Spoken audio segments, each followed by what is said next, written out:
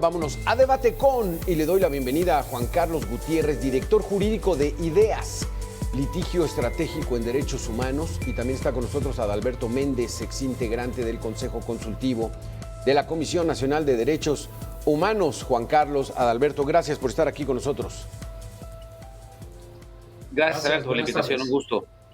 Empezamos contigo, Adalberto. Independientemente de si hay injerencia, no hay injerencia, si es desde 1977, si los Estados Unidos intervienen en las políticas, la situación de los derechos humanos, ¿cómo se encuentra? O sea, que un mexicano, que un miembro del Consejo Consultivo de la Comisión Nacional de Derechos Humanos nos explique. Aquí sí no hay injerencia. ¿Cómo están el trabajo de derechos humanos en estos momentos bajo la administración de Rosario Piedra? Primeramente, gracias por la invitación. A ver, particularmente como exintegrante del Consejo Consultivo de la CNDH, creo que de entrada nuestra renuncia el año pasado, la renuncia colectiva de parte de las y los consejeros, es parte o es un síntoma claro e indubitable de que México vive una crisis en materia de derechos humanos y particularmente agravada con la actual gestión de Rosario Piedra. Yo lo digo abiertamente, lo he dicho en otras entrevistas, no es nuevo lo que acabo de decir. Pero quiero hacer alguna acotación que también lo he dicho anteriormente. Esta crisis no es que sea nueva, es una crisis que se ha venido agravando desde sexenios anteriores, ¿no? Y realmente eso creo que apela a particularmente dos situaciones, y es que las políticas en materia de derechos humanos y de seguridad del sexenio actual y los sexenios anteriores cada vez han sido más deficientes. Y la segunda, que también lo he dicho en otras entrevistas, es que el modelo institucional de la Comisión Nacional de los Derechos Humanos a la fecha no es funcional, es anacrónico y exige un replanteamiento serio. ¿Y a qué lo digo serio? No a la propuesta que presentó la Comisión Nacional hace algunos meses, que verdaderamente es alarmante la falta de técnica y pericia que hay detrás de la iniciativa, sino realmente un replanteamiento que involucre a la sociedad civil, que involucre a las partes interesadas y que permita advertir que el diseño actual de la Comisión Nacional de los Derechos Humanos no le es funcional a la crisis que vive el país. Creo que sí vive una situación compleja. No voy a hacer a un lado el tema del informe de Estados Unidos. Creo que el mejor referente fue el informe del examen periódico universal que se emite en enero de 2024 respecto a lo que sucede con México. Más de 300 recomendaciones por parte del Consejo de Derechos Humanos sobre México, donde advierte situaciones lesivas como desaparición forzada, ataques a periodistas, violaciones graves al debido proceso, ataques al Poder Judicial. No, quitemos a un lado el informe de los Estados Unidos, porque eso puede tener cierto sesgo, y ahí pudiera yo coincidir con algunos especialistas. Vámonos al examen periódico universal de Naciones Unidas, que fue bastante contundente respecto a la situación de derechos humanos y que pudiéramos concluir que evidentemente existe una crisis en México agravada. Aquí hay que decirles a Adalberto y Juan Carlos, no tenemos mucho de esta cultura de derechos humanos. ¿Qué fue en 91, 92, no? Cuando empezamos. 30 años. Pues es muy poco. Era un organismo autónomo, independiente, que fiscalizara los abusos de poder y que estuviera del lado de la gente. Pero entonces lo que nos dices tú, Adalberto, es de que pues hemos ido, en lugar de fortalecerlos, debilitándonos. Juan Carlos, ¿cuál es tu diagnóstico? Gracias, Alberto y Adalberto, buenas tardes. Mira, yo quisiera un poco cambiar el enfoque respecto del punto relacionado con el concepto mismo de derechos humanos. Hablar de la situación de derechos humanos en México a partir de la situación de la Comisión Nacional de los Derechos Humanos me parece que es una arista muy particular y específica, y creo que es muy importante más bien ver el panorama. Y yo sí quisiera mencionar que el Departamento de Estado de los Estados Unidos hace una serie de afirmaciones que no hay que rechazarlas de plano, sino que hay que entrar a analizar qué es lo que plantea. Pero también quiero poner sobre la mesa que el día de ayer o hace unos días la Amnistía Internacional, es una de las organizaciones más serias, presentó su informe sobre derechos humanos en México. En ese sentido, plantea algunos temas de avances, pero también algunos temas que se siguen dando en el país. Por ejemplo, cómo sigue aumentando el fenómeno de la desaparición de personas.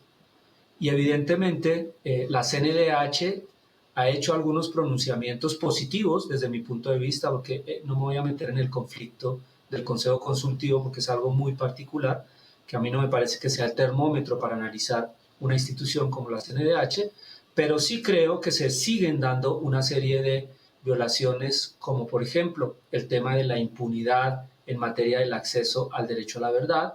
En México ha sucedido una guerra sucia, así lo ha dicho la Corte Interamericana. Se siguen dando gravísimos problemas de violencia de género, de violencia feminicida, de violencia contra la mujer.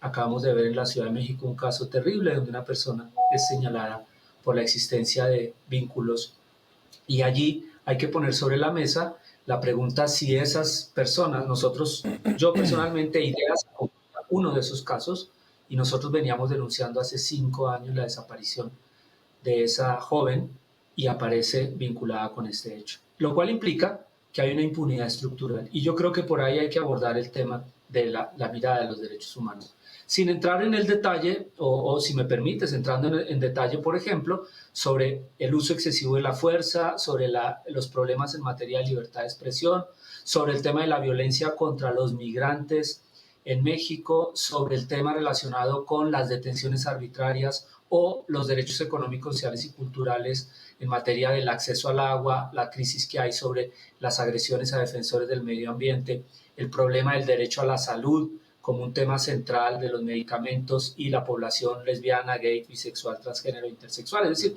hay muchos elementos que valdría la pena o que podríamos tardar mucho tiempo conversando al respecto. Bueno, vamos a hacer una pequeña pausa de 2 minutos, Adalberto Carlos. Seguimos con este tema para que la gente entienda a qué tiene derechos y cómo están funcionando estas instituciones y todo ese panorama que nos diste verdaderamente lamentable en el que se encuentra México. Hacemos una pausa de 2 minutos y volvemos.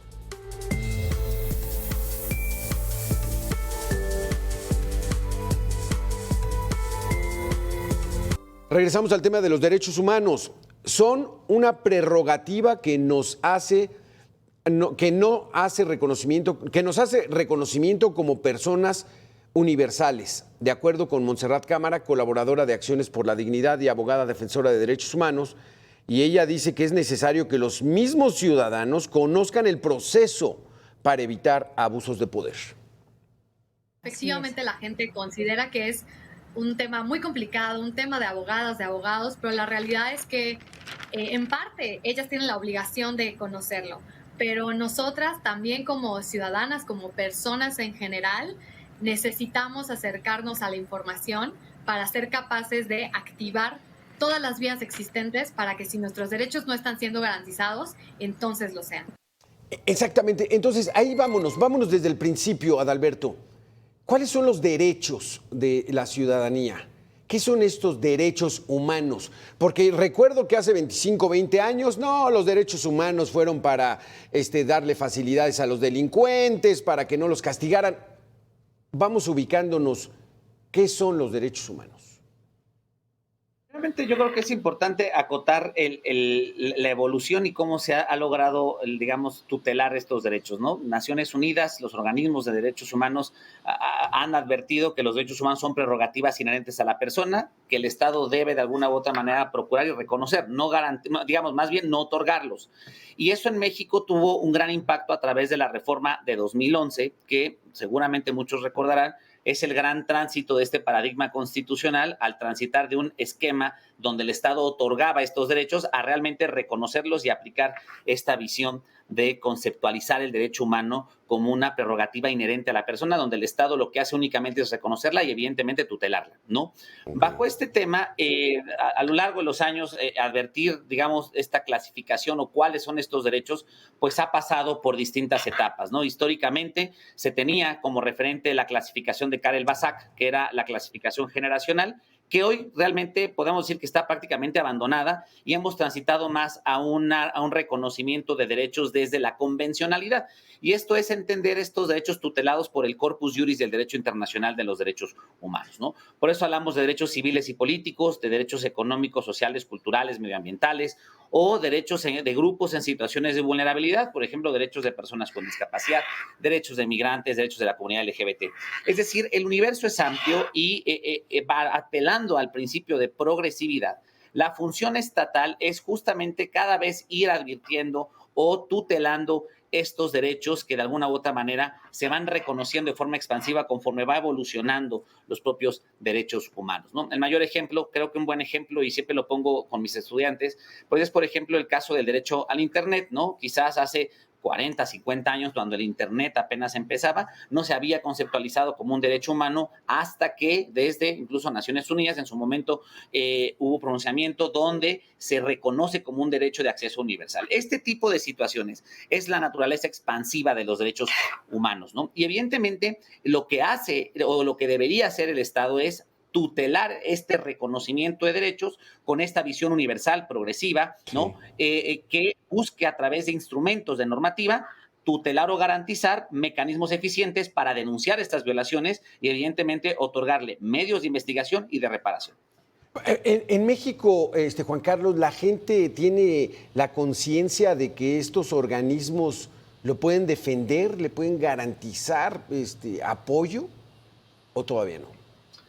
Creo que no, creo que hay un debate todavía muy parcial de muchas personas en la cual se dice en los medios que los derechos humanos son para los delincuentes y eso es algo que es vox populi y malinterpretado por muchas personas. Evidentemente, si tú vas por la calle y un policía te detiene de manera arbitraria por tu aspecto, por la manera en que vas vestido, por otra circunstancia, tú tienes derecho a que se te informe los motivos de la detención o tienes derecho a que se te acuse de manera formal y tener un abogado defensor. Cuando las personas se ven enfrentadas a esas situaciones, es cuando abocan a la construcción y al discurso de los derechos humanos, como estaba planteando Alberto. Y en ese sentido es cuando las personas se ven enfrentadas. Nosotros recibimos muchos casos de personas que tienen un familiar desaparecido o una niña desaparecida y empiezan a mover todo este andamiaje institucional para denunciar las desapariciones. Y ahí es donde nos enfrentamos con la omisión, la negligencia, la displicencia de los funcionarios públicos. Y eso creo que es el acento de lo que se sigue viviendo en México, volviendo un poco a la parte inicial de mi intervención. Sigue habiendo un proceso muy profundo de corrupción institucional en los ministerios públicos, sigue habiendo un problema muy grave de infiltración, de manipulación de funcionarios policiales en el día a día. Y en el día a día es que si me detienen hoy me pueden hacer un montaje por droga y la gente va a justificar esa detención. Si hay una construcción mediática en la que me señalen como X o Y, va a haber una construcción. Hemos llegado al punto, y tú lo has visto, como los linchamientos de personas, ¿no? Vimos en Tasco una mujer que acusaron de violar, de secuestrar a una niña y la mataron a golpes. A eso hemos llegado porque hay un descrédito y una falta de credibilidad en las instituciones de administración de justicia. Creo que pasa por ahí parte del debate que Adalberto ha planteado muy bien desde el punto de vista teórico, pero también hay que llevarlo a la parte práctica, ¿no? Exacto. Del día a día, ¿no? De lo que vivimos constantemente. Sí, sí, de que la gente en México pues sepa que puede tener protección. Vamos a hacer una segunda y última pausa en este debate. Regresamos en 2 minutos. Juan Carlos, Adalberto Méndez.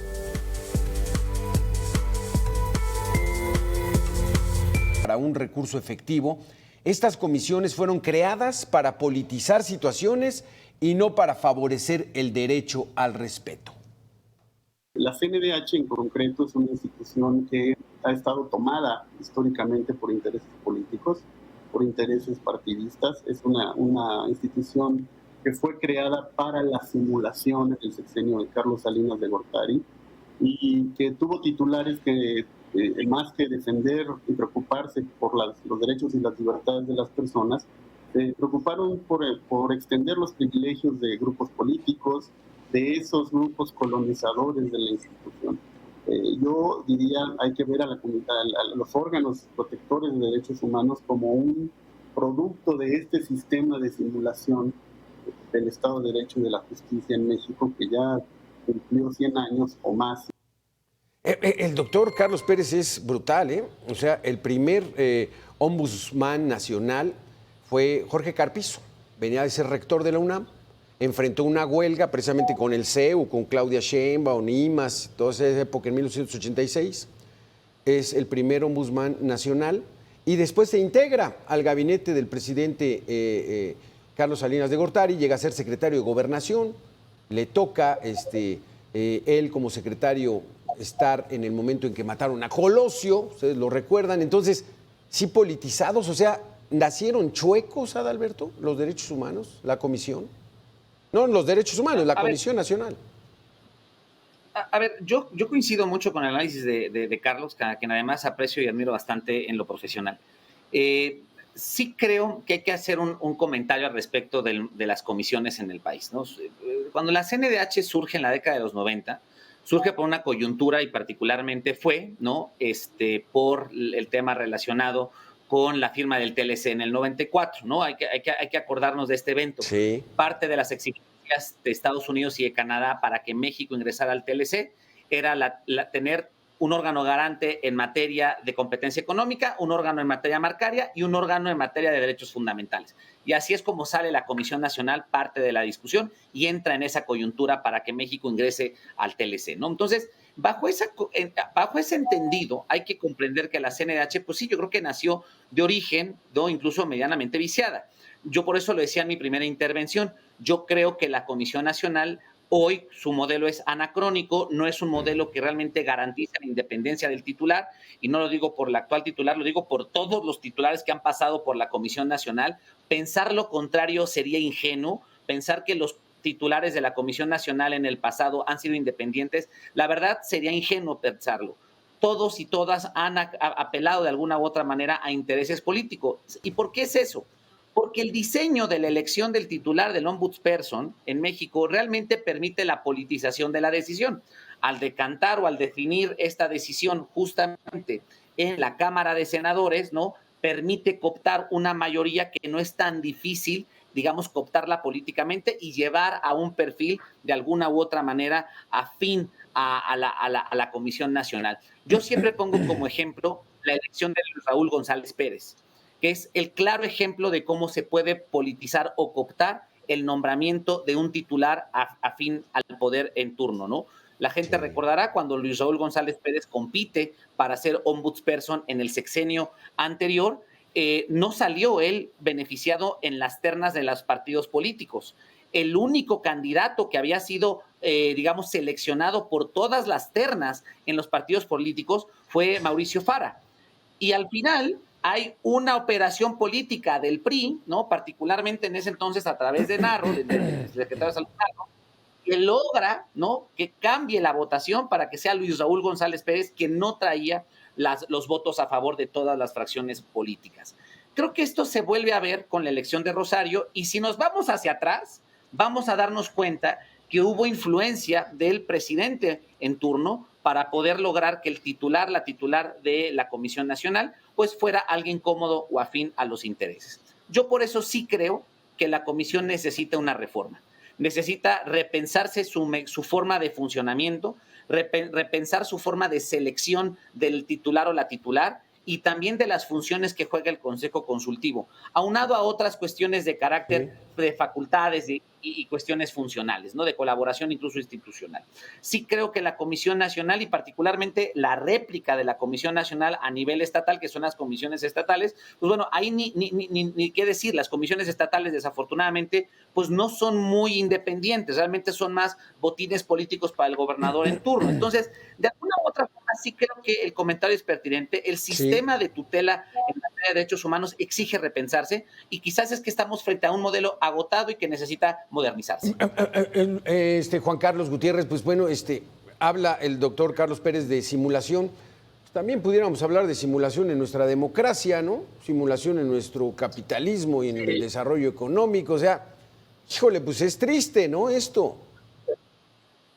Creo que descalifica de manera abrupta una institución tan importante que usamos muchas personas para defender a las víctimas, y que ha hecho recomendaciones en el campo de los derechos humanos importantes en el cual las víctimas de manera directa han tenido en algunos casos acceso a la justicia y a la reparación del daño. No estoy diciendo que si bien el análisis del funcionamiento no es necesario, creo que hay otras instituciones que vale la pena mencionar que son mucho más directas para garantizar los derechos.